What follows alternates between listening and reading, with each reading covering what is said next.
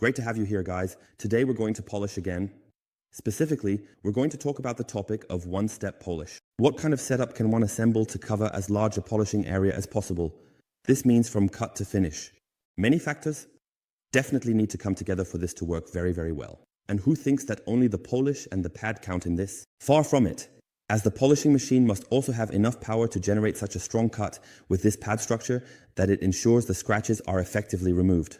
And that's why you usually need a machine with a lot of power for a one-step polish. That's why I brought you the DA15 PRO again.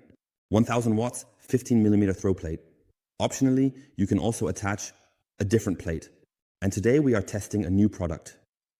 Here at the bottom, I have the intermediate polishing pad from Rupes in a beautiful turquoise, one of my absolute favorite colors. And there are a few important details written on the front. Let's take a look at that right away. And one important piece of information that we definitely need to keep in mind is that we should use this polish here, and that is the coarse, which is a very, very strong polish. But in combination with the pad, one should also be able to achieve a really nice finish. And we will try this out together now. I haven't done it yet, so we will do it together. Have fun with it.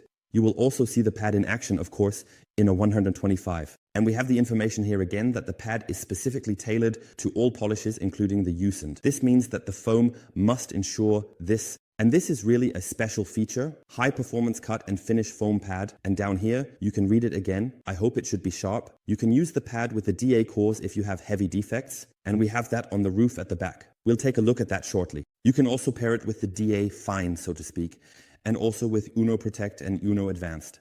This means that such a pad must cover the entire spectrum. It must be able to produce a nice finish, and the foam must be structured in such a way that you can also ensure a very, very strong cut together with the polish. This is really an art, and we will test it out together. I will leave the pad in the packaging for now, and let's take a closer look at it, because this is what it looks like. And you can already see here, Rupes is typically very, very nice with this rounded edge in this protective zone around it. Most pads have a trapezoidal shape. The pad is also in a trapezoidal shape. I really have to tell you, it costs a lot of money to implement something like this in a pad. However, it is absolutely well made. So it really is a dream of quality, I must say, very clearly. The foam structure is also super, super nice, very, very stable. So it is very, very pressure resistant. And I think it is also thermally very stable. And it is always an art to create a pad from the foam that can ensure that despite this hard pad, you still achieve a nice finish in the end. And can you take a look at this here? Also, these prints and everything in color. So this really costs a bit of money. Yes, this is a bit like the Ferrari without the polishing pads. You have to say it clearly. And now let's take a look at how well it works here. Also, see the two types of drives that you can use. Everything is designed for a dual action, both forced rotation and free spinning. So now I'm curious to see how much we can get out of this because I have a really nice damaged spot on the roof that we are going to work on.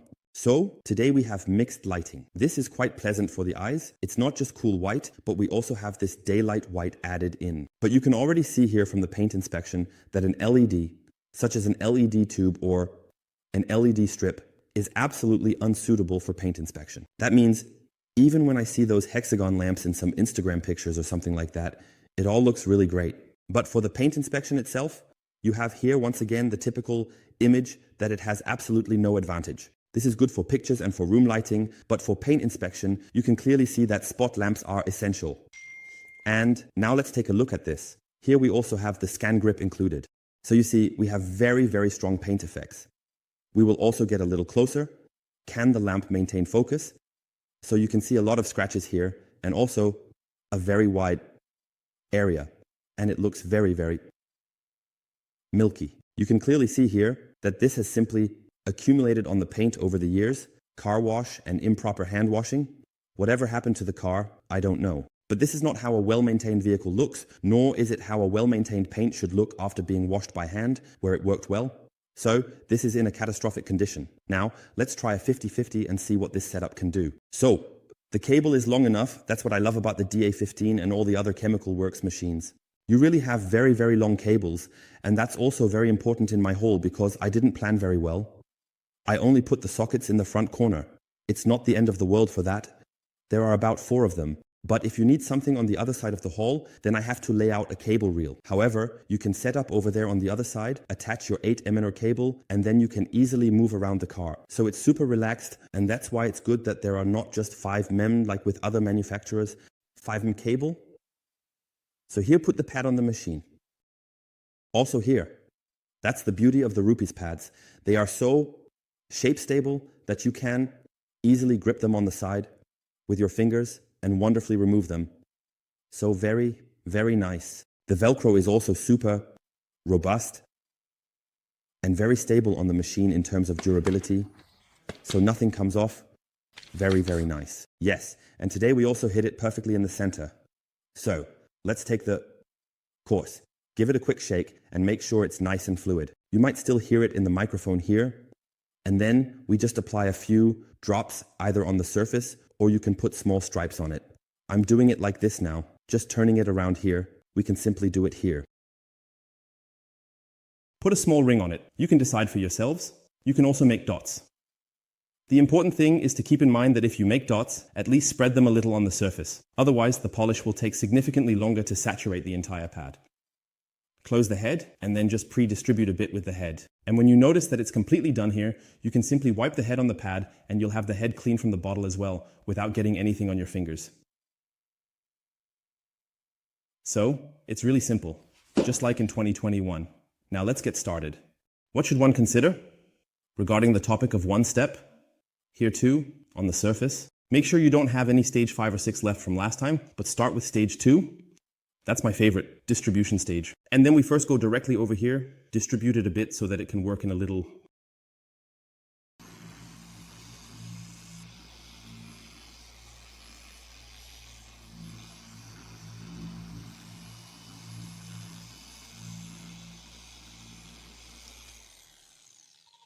And I will also give you my feedback on the pad now. What I can already notice is that it has a wonderful glide property due to its structure. That means here at stage 2, it really glides over the paint.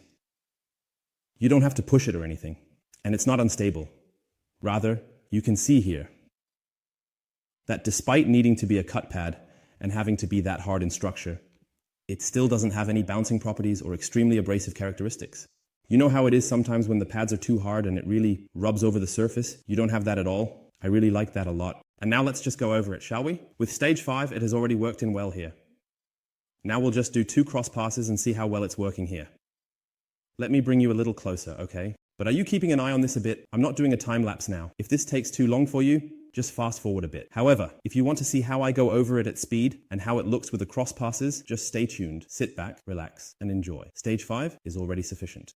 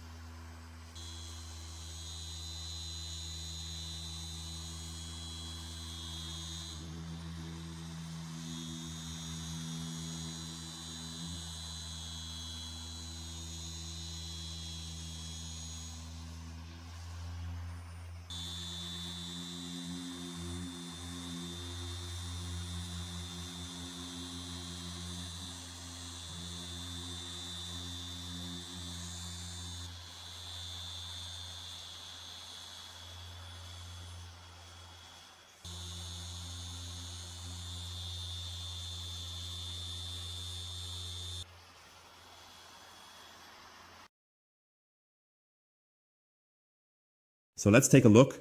Wow, that's crazy, right? I'll set the cloth aside.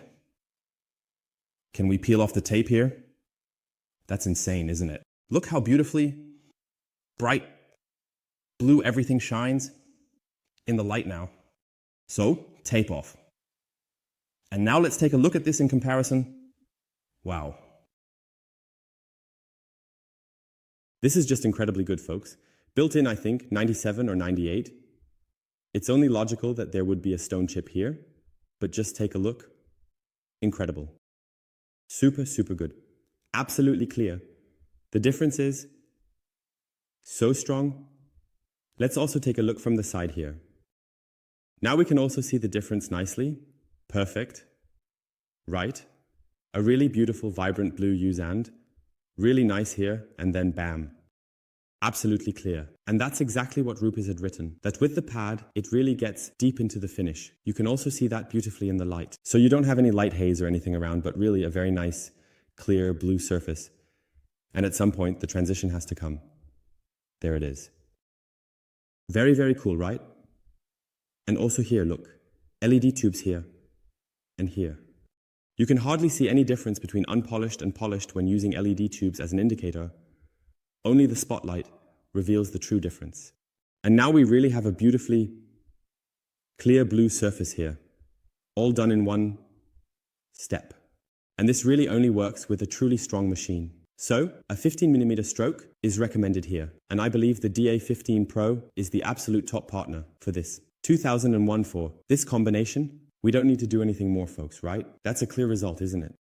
I believe we have a really nice trio in front of us. So, the DA Coarse, the corresponding pad, the Intermediate, and the DA15 is a great combination to simply test out the topic of one step, polishing in one go. We recently did this again with the wool pad. It worked very, very well. So Rupes has really brought great material to the market, and I also had the Coarse Miller in use. But even here with the DA Coarse, I think it's a similar basic foundation. It works really, really well with the foam pad here. However, for strong effects that have been there for many, many years, you really need a powerful machine.